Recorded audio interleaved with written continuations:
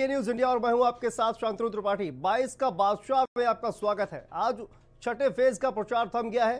तमाम दलों के दिग्गज नेताओं ने जोरदार प्रचार किया। भाजपा के लिए पीएम नरेंद्र मोदी, केंद्रीय गृह मंत्री अमित शाह, पार्टी के राष्ट्रीय अध्यक्ष जेपी नड्डा और समाजवादी पार्टी के लिए अखिलेश यादव, कांग्रेस के लिए प्रियंका गांधी वाड्रा, बसपा के लिए सुप्रीमो जो है बसपा की मायावती, उन्होंने वोट मांगा।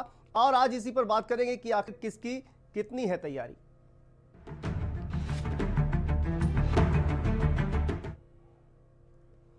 तो छठे चरण का महासंग्राम 3 मार्च को है। आज चुनावी प्रचार प्रसार का शोर थम गया है। सभी दलों ने पूरा जोर लगाया।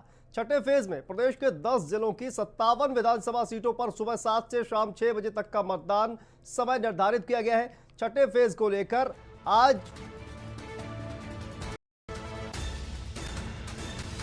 और छठे चरण का चुनाव प्रचार थम गया है। ये ब्रेकिंग न्यूज इस वक्त हम आपको बता रहे हैं। छठे चरण का चुनाव प्रचार थम गया है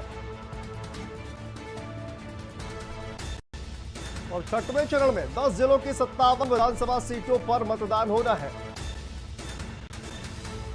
3 मार्च को सुबह 7 बजे से शाम 6 बजे तक होगी वोटिंग। तो अब मतदाताओं की बारी आ गई है। वो तमाम दिग्गज जो राजनीतिक जो चुनावी मैदान में है उनकी किस्मत का फैसला मतदाता करेंगे। छठे चरण का चुनाव प्रचार थम गया है और छठवें चरण में 10 जिलों की 57 विधानसभा सीटों पर 3 मार्च को होगा मतदान और 3 मार्च को सुबह 7 बजे से शाम 6 बजे तक होगा मतदान।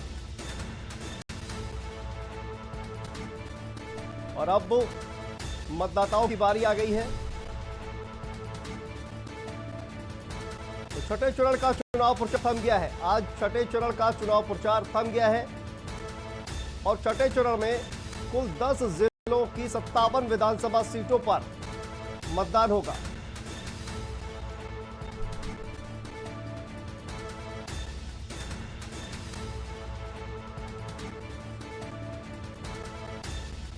तो अब मतदाताओं की बारी है। 3 मार्च को मतदान होगा। सुबह 7 बजे से शाम 6 बजे तक मतदान होगा। छठे चरण का मतदान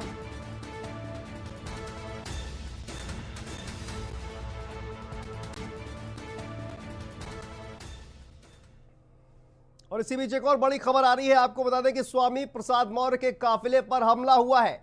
कुशीनगर से यह बड़ी खबर। समाजवादी पार्टी के प्रत्याशी स्वामी प्रसाद मौर्य के काफिले पर हमला हुआ है।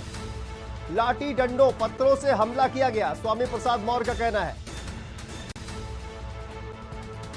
भाजपा सांसद संघमित्रा मौर्य भी मौके पर पहुंची।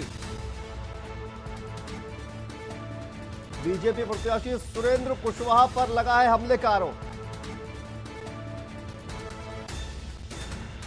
तो कुशीनगर से यह बड़ी खबर आपको बता दें कि समाजवादी पार्टी के प्रत्याशी स्वामी प्रसाद मौर्य के काफिले पर हमला हुआ है। लाठी डंडों पत्थरों से हमला किया गया, स्वामी प्रसाद मौर्य का कहना है। और बीजेपी सांसद संघमित्रा मौर्य, स्वामी प्रसाद मौर्य की बेटी हैं, वो भी मौके पर पहुंच गई हैं। बीजेपी प्रत्याशी सुरेंद्र कुशवाहा पर लगा है हमले का आरोप।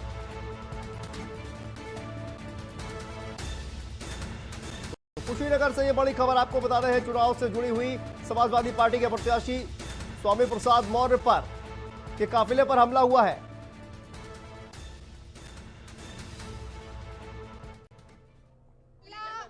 हमला हुआ है, ये पिताजी नहीं कह रहे हैं। ये सड़क पर दिखाई दे रहा है गाड़ियां किस तरह तोड़ी गई हैं, लोगों के सर से किस तरह खून बह रहा है, लोगों के पैर किस तरह टूटे हैं, इवन हमारे पिताजी को चोट किस तरह आई है। वो भारतीय जनता पार्टी जो शांति का और दंगा प्रेस की बात करता है, आज उसी के प्रत्याशी ने हमारे पिता पर हमला किया है।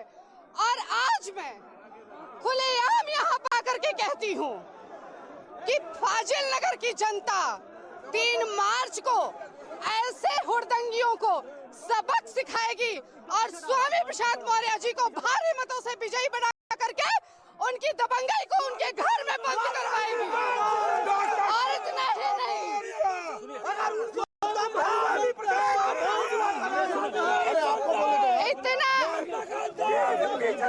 इतना ही नहीं, सर हस्बुद्दीन भारती अटैक हुआ है। इतना ही नहीं, जब मुझे कुशीनगर में पता चला कि पिताजी पर हमला हुआ और मैं आ रही थी तो बीच बाजार में हमें भी घेरा गया और जब वहां पर पुलिस पहुंची है तो 5 गाड़ियों की फोर्स हमें लेकर वहां से बचा के आई है। वहां पे भारतीय जनता पार्टी के कार्यकर्ताओं ने एक महिला को भी घेरा, उस महिला को जो खुद भारतीय जनता पार्टी की सांसद है। इसलिए मैं फाजिल नगर की बहनों बेटियों से कहती हूँ कि इस बार स्वामी का साथ।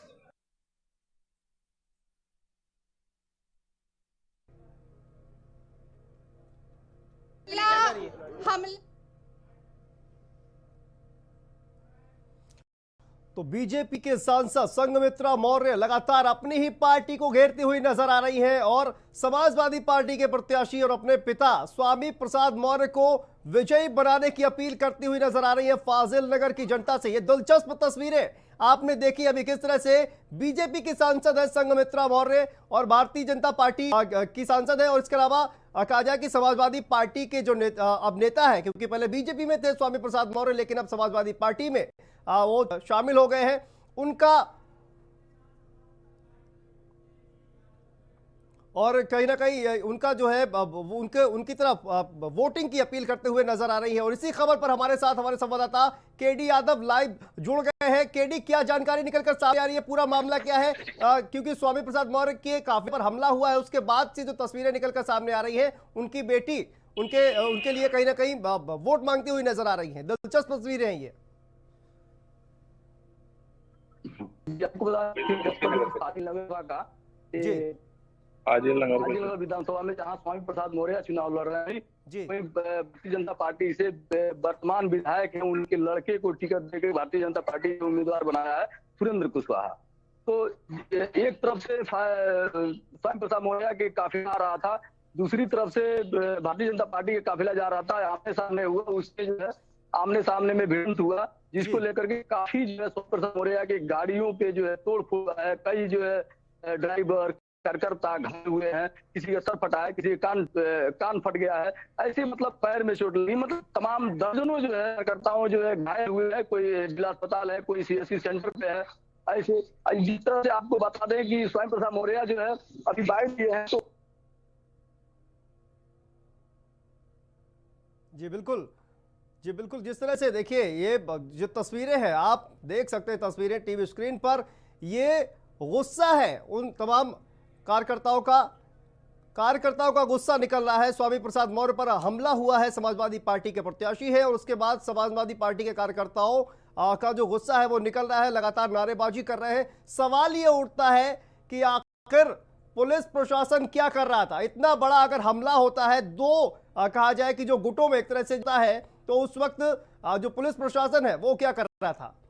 और केडी हमारे साथ लगातार जुड़ गए हैं। केडी, देखिए सबसे बड़ा सवाल तो ये उठता है कि जब दो जो जुलूस कहा जाए कि एक तरह से काफिले निकल रहे थे और उस दौरान ये झड़प हुई, पुलिस प्रशासन आके मूंदे बैठा रहा क्या? इतने लोग घायल हो गए जिस तरह की बातें संघमित्रा मौर्य भी कह रही थी। जी आपको बता दें कि जिला जी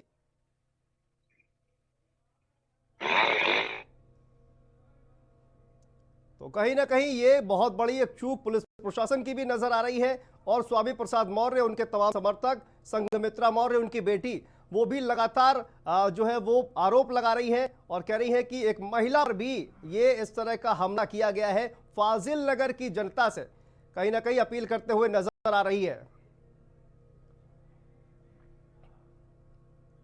और यहां पर वक्त एक बहुत छोटे ब्रेक का फौरन हाजिर होते हैं। आप देख रहे हैं के न्यूज, खबरों का सारथी। जुबान के लिए उड़ चला गैरों की ज़मीं पर, खुशबू अपने पन की ढूंढता। और दूर कितना भी जा, इस जुबान से दूर ना जा पाओगे। विमल, बोलो जुबान केसरी।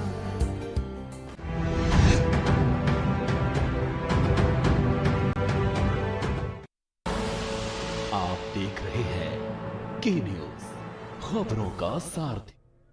और ब्रेक के बाद एक बार फिर से आप सभी का स्वागत है। उसी बीच आपको बता दें उत्तराखंड के मुख्यमंत्री पुष्कर सिंह धामी क्या कुछ कह रहे हैं, आइए सुन लेते हैं। लाया जाए, सकुशल लाया जाए और माननीय प्रधानमंत्री जी ने वहाँ पर स्वयं मंत्री गणों को ये जिम्मेदारी भी दी है। निश्चित रूप से बहुत बड़ा जो छात्र हैं वहाँ पर, चूँकि मैं आज अपने क्षेत्र में कई जगह पर छात्रों के अभिभावकों से मिला हूँ, छात्रों से मैंने बात की है। अब सारे के सारे धीरे धीरे वो समीपवर्ती दूसरे देशों में पहुँच रहे हैं और वहाँ से उनको लाने की व्यवस्था हो रही है। कुल कितने उत्तराखंड के छात्र हैं जो इस समय वहाँ फंसे हुए हैं? नहीं, अलग अलग संख्या अभी हमारी 200 से ज़्यादा है। टोल फ्री नंबरों पर अभी भी लोग उसमें दर्ज करवा रहे हैं, वो हम लगातार ले रहे हैं और 24 छात्र अभी तक, छात्र और छात्राएं अभी तक वापस लौट चुके हैं। ये बताइए कि आप आज दिल्ली, क्या केंद्रीय नेतृत्व से भी कोई मुलाकात होने वाली है आपकी? नहीं, अभी तो मैं इन छात्रों के संबंध में ही आया हूँ। छात्र और छात्राएं जो उनको सकुशल कैसे लाया जाए, उसके लिए यहाँ जरूरी जिन भी अधिकारी गणों से या माननीय मंत्री गणों से, जिनसे भी मेरे को जरूरी जहाँ पर आवश्यकता पड़ेगी मैं उनसे संपर्क करूँगा। तो आप पुष्कर सिंह धामी को सुन रहे थे, जो यूक्रेन में जिस तरह का संकट है उस पर लगातार बात कर रहे थे। सरकार जो है कोशिश कर रही है। अब वापस लौटते हैं, किसकी कितनी तैयारी है इस पर बात करेंगे। छठ चरण का जो महासंग्राम है वो 3 मार्च को है और इसका चुनावी प्रचार का जो शोर है वो थम गया है। पूरे सभी दलों ने लगभग अपना जो पूरा जोर है वो लगाया है। 10 जिलों के 57 विधानसभा सीटों पर सुबह 7 से शाम 6 बजे तक मतदान का समय निर्धारित किया गया है और इसी पर वोटिंग होगी। और इसी पर हम चर्चा करेंगे। हमारे साथ हमारे संवाददाता पुरुषोत्तम दुबे सिद्धार्थनगर से जुड़ गए हैं। यशी शुक्ला हमारे साथ, हमारी संवाददाता गोरखपुर से जुड़ गई हैं। यशी, सबसे पहले आपके पास आते हैं। जिस तरह से अब कहा जाए कि प्रचार का जो शोर है वो थम गया है और अब कहा जाए कि 3 मार्च को मतदाता तय करेंगे कि क्या कुछ होगा। गोरखपुर की अगर बात की जाए, योगी आदित्यनाथ जो है वो चुनावी मैदान में है, लगातार उन्होंने चुनाव प्रचार किया। तो अब गोरखपुर का जो चुनावी समीकरण है क्या कह रहा है? जी शांतनु, जैसे कि हम सभी जानते हैं कि 10 जिलों की 57 सीटों पर 3 मार्च को मतदान होना है जी। और आज शाम 6 बजे प्रचार प्रसार जो है वो थम गया है। मुख्यमंत्री योगी आदित्यनाथ की बात करें तो आज उनकी ताबड़तोड़ जनसभाएं थी, जिसमें उनकी आखिरी जनसभा जो थी वो यहीं गोरखपुर की सहजनवा में थी और 6 जनसभाएं आज उन्होंने संबोधित की और तमाम उन्होंने बातें भी जनसभा को संबोधित करते हुए कही। यहाँ का समीकरण की बात अगर करें शांतनु, तो हमने सुबह भी आपसे जो बात की थी, तो यहाँ जब मैंने जनता से बात करने की कोशिश की तो कहीं ना कहीं मुख्यमंत्री योगी आदित्यनाथ, चूंकि यहाँ से 5 बार के सांसद हैं, पहली बार विधानसभा चुनाव लड़ रहे हैं, तो कहीं ना कहीं काफी लोग यहाँ उनसे इन्फ्लुएंस नजर आते हैं। यहाँ पर जब मैंने विकास से पूछा तो लोगों ने कहा कि यहाँ पर विकास हुआ है, शिक्षा को बढ़ावा देने की बात अगर की जाए तो वो भी यहाँ पर की गई है। तो इसका मतलब जो तमाम बातें अखिलेश यादव ने अपने रोड शो में गोरखपुर आकर कही, तो वो कहीं ना कहीं उनका जो रोड शो था और जो मुख्यमंत्री योगी आदित्यनाथ ने रोड शो किया उसमें काफी अंतर भी देखने को मिला। और साथ ही साथ जो आरोप यहाँ पर समाजवादी पार्टी के अध्यक्ष अखिलेश यादव ने लगाए थे, वो कहीं ना कहीं जब जनता से पूछे गए तो उन्होंने कहा कि नहीं, यहाँ पर विकास हुआ है। तो लोग विकास की तरफ ज्यादा अग्रसर नजर आ रहे हैं अगर हम बदलाव की बात करें तो।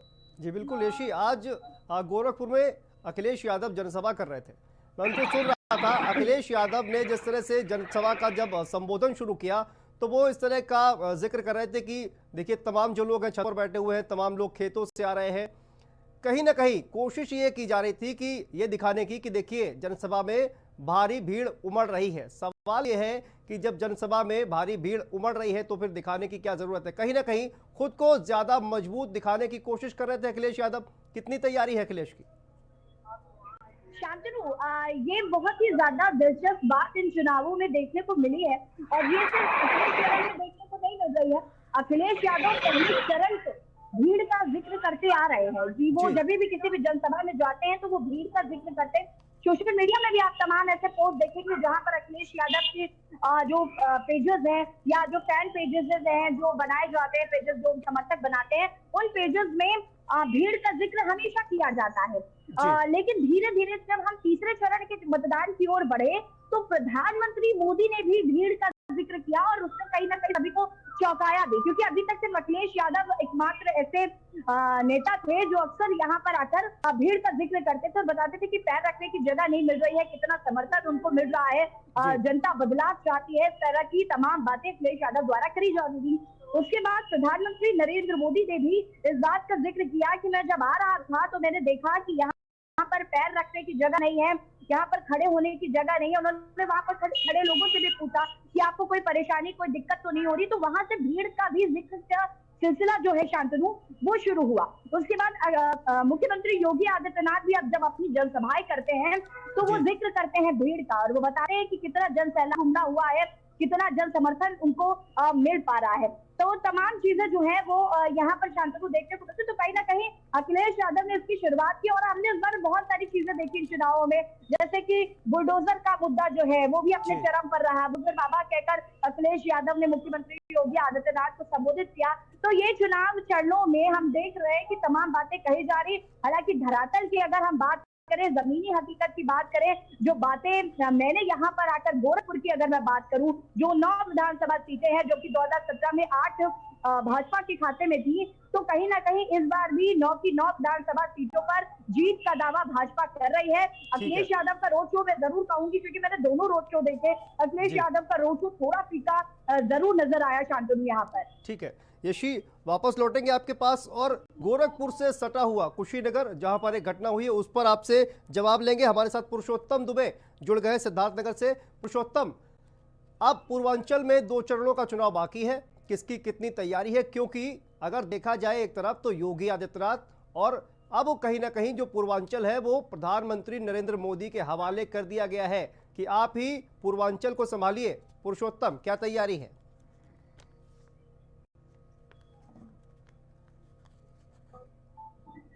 जी पुरुषोत्तम, आवाज नहीं आ पा रही है।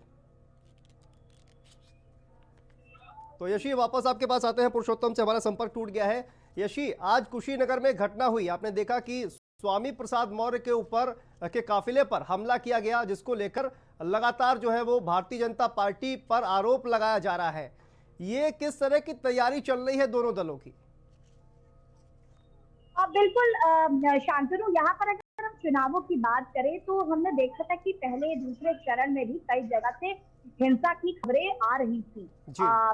हमने एक खबर और इससे पहले जो दूसरे चरण में देखी थी, कहीं ना कहीं एक जो कार्यकर्ता था उसकी भी मृत्यु की खबर सामने आई थी। तो कहीं ना कहीं इस तरीके की खबरें जो है वो हम पहले दूसरे चरण पर देख रहे हैं। हालांकि ये काफी निंदनीय है कि इस तरीके की राजनीति अपनी जगह है और इस तरीके से हमला कर देना। हालांकि अभी आपने ही दिखाया यहाँ पर कि जो उनकी बेटी है स्वामी प्रसाद मौर्य की, वो भी कहीं ना कहीं अपनी ही पार्टी के खिलाफ बयानबाजी करती हुई अब नजर आ रही है। देखना होगा इस पर शांतनु आगे क्या कुछ कार्रवाई की जाती है और चुनाव किस तरीके से संपन्न कराए जाते हैं, क्योंकि मतदान भी अब 3 मार्च को होना है। यशी, अब जिस तरह से 2 चरणों का चुनाव बाकी है और कहीं ना कहीं ये माना जाए कि जो पूर्वांचल है अब पीएम नरेंद्र मोदी के हाथों में सौंप दिया गया है, क्योंकि जो भी काम किए हैं पीएम नरेंद्र मोदी ने चुनावों से पहले, चाहे वो काशी विश्वनाथ धाम का कहा जाए कि जो पुनर्निर्माण करवाया वो हो, अब उसको इन चुनावों में भुनाने का प्रयास किया जा रहा है।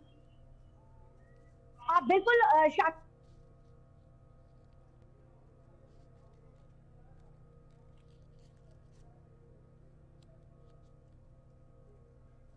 तो यशी के साथ हमारा संपर्क टूट गया है। तो लगातार कहीं ना कहीं जो कहा जाए कि लगातार जो भारतीय जनता पार्टी ने जो काम किए हैं, अब उनको कैश कराने का जो वक्त है वो आ गया है।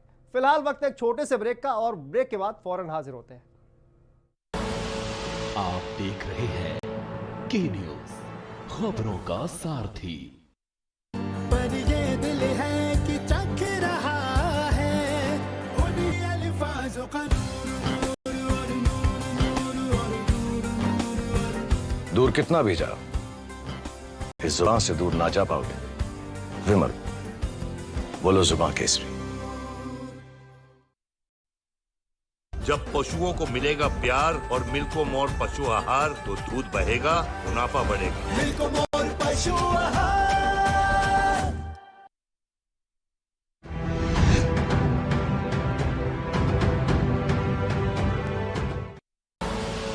आप देख रहे हैं के न्यूज, खबरों का सारथी। और ब्रेक के बाद एक बार फिर से आप सभी का स्वागत है। तो छठे चरण के लिए किसकी कितनी तैयारी है, इसी पर हम लगातार बात कर रहे हैं। छठे चरण का चुनाव प्रचार आज शाम को 6 बजे थम गया है, और अब मतदाताओं की बारी है कि आखिर वो जो तमाम चुनावी जो मैदान में जो दिग्गज डटे हुए हैं उनकी किस्मत का फैसला क्या करेंगे। 3 मार्च को मतदान है 6वें चरण का, और उसके बाद ये तो तमाम योगी सरकार में कई ऐसे मंत्री भी हैं जिनकी कहा जाए कि किस्मत दांव पर लगी हुई है, और 3 मार्च ईवीएम में ये किस्मत इनकी कैद हो जाएगी। हमारे साथ हमारी संवाददाता यशी शुक्ला गोरखपुर से लगातार जुड़ी हुई हैं, उनका रुख करते हैं। यशी, अगर बात की जाए इस वक्त तो बहुत ज्यादा राम मंदिर का जिक्र नहीं हो रहा है, आखिर क्या वजह है कि अब मंचों से बहुत ज्यादा राम मंदिर का जिक्र नहीं हो रहा है, ना के बराबर हो रहा है, क्या वजह है यशी?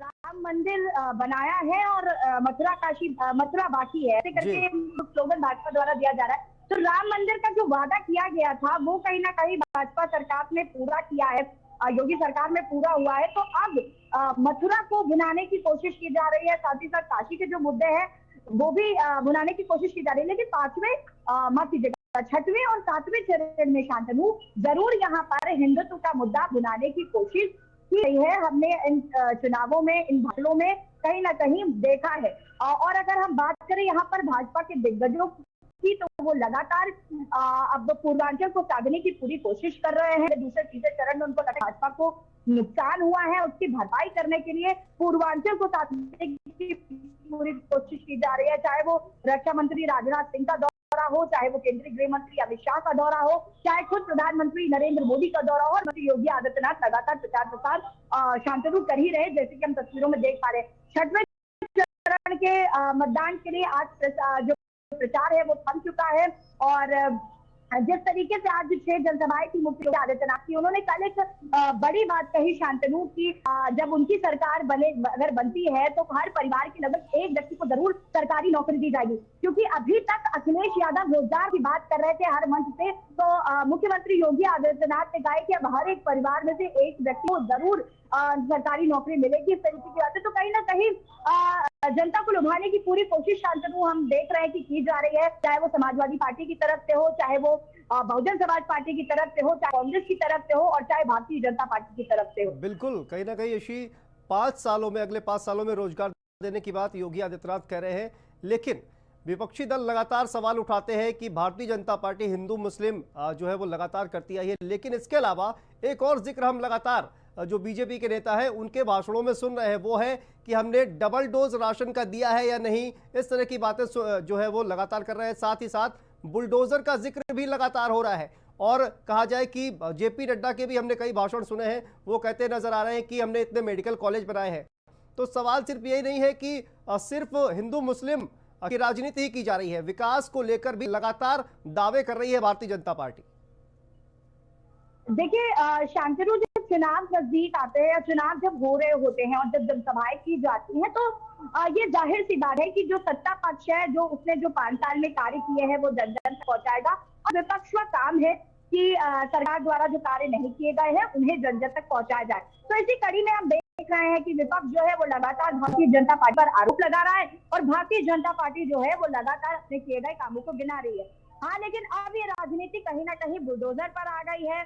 कहीं ना कहीं ये राशन को लेकर भी बात की जा रही है, रोजगार पर बात की जा रही है, विकास पर बात हो रही है, तो बदलाव पर भी बात हो रही है। तो इस तरीके की तस्वीरें कहीं ना कहीं शांतनु देखने को मिल रही है, और ये आम बात भी है। लेकिन हाँ, बुलडोजर को लेकर राजनीति, भीड़ को लेकर राजनीति अब होने लगी है कि किसके जनसभा में कितने लोग आए, कितना जन समर्थन मिल रहा है और कितना जन सैलाब उमड़ रहा है। तो इस तरीके की तस्वीर शांतनु अब देखने को मिल रही है। बिल्कुल यशी, आप लगातार जिस तरह से जो जमीनी हकीकत है वो देख रही हैं, महिलाओं में किस तरह का आ जाए कि माहौल है, महिलाओं का इस बार का रुख क्या है, क्योंकि लगातार भारतीय जनता पार्टी जो है वो लॉ एंड ऑर्डर को लेकर बातचीत करती नजर आई है, और इसको लेकर महिलाओं का जो रुख है वो क्या नजर आ रहा है? बिल्कुल शांतनु, मैंने कल ही महिलाओं के समूहों से बात करने की कोशिश की, मैंने महिलाओं से भी बात की। तो यहाँ गोरखपुर की अगर मैं बात करूँ और यहाँ की विधानसभाओं की बात करूँ, तो यहाँ पर कहीं ना कहीं महिलाओं की सुरक्षा जो है वो उनको लगता है कि भाजपा सरकार में वो खुद को ज्यादा सुरक्षित महसूस कर रही हैं। समाजवादी पार्टी की अगर बात करें तो उतना उनका फेवर कम नजर आ रहा है, लेकिन उनको ऐसा लगता है कि भारतीय जनता पार्टी में महिलाएं ज्यादा सुरक्षित हैं, कानून व्यवस्था जो है वो काफी संभली है। यहाँ पर जब मैंने लोगों से बात की और महिलाओं से बात की, तो शांतनु उनका यही कहना था। जी बिल्कुल, और यशी एक छोटा सा सवाल और उसका छोटा सा जवाब आपसे चाहूंगा कि देखिए यूक्रेन का संकट लगातार बढ़ रहा है, वहां पर कई छात्र फंसे हुए हैं, सरकार उनको लगातार निकालने की कोशिश कर रही है। क्या ऐसा चुनावों पर कोई असर पड़ने वाला है? आपकी अगर बातचीत हुई हो इस टॉपिक पर किसी से? छात्रों देखिए, मैं आपको बता रही हूँ, क्योंकि अब यूपी में चुनाव होते हैं और ऐसा कहा जाता है कि उत्तर प्रदेश में जब चुनाव होते हैं तो जो पार्टी यहाँ उत्तर प्रदेश में जीतती है वही केंद्र पर स्थापित होती है, ऐसा कहा जाता है। तो कहीं ना कहीं अब जो मुद्दा है यूक्रेन वाला, वो भी कहीं ना कहीं उसे हवा दी जा रही है, लेकिन यहाँ जमीनी मुद्दे इतने हैं कि लोग अभी फिलहाल उसी पर बात करना जरूरी समझते हैं। जी, तो बहुत बहुत शुक्रिया यशी इस तमाम जानकारी के लिए। तो लगातार जिस तरह से कहा जाए कि जो तमाम दिग्गज राजनीतिक दल हैं वो लगातार कोशिश कर रहे हैं कि उनकी जो है वो विजय हो। 6वें चरण का चुनाव प्रचार खत्म हो गया है और अब इन 57 सीटों पर जो प्रत्याशी हैं उनकी किस्मत का फैसला 3 मार्च को मतदाता करेंगे और उसके बाद 10 मार्च को ये साफ हो जाएगा, ये तस्वीर साफ हो जाएगी। क्योंकि जिस तरह से योगी आदित्यनाथ लगातार ये कह रहे हैं कि वो छक्का लगाने के लिए आए हैं, तो क्या 10 मार्च को ये पता चल जाएगा कि उनका छक्का लगता है या नहीं लगता है। फिलहाल किसकी कितनी तैयारी, इस खास पेशकश में इतना ही। आप देखते रहिए के न्यूज़ इंडिया।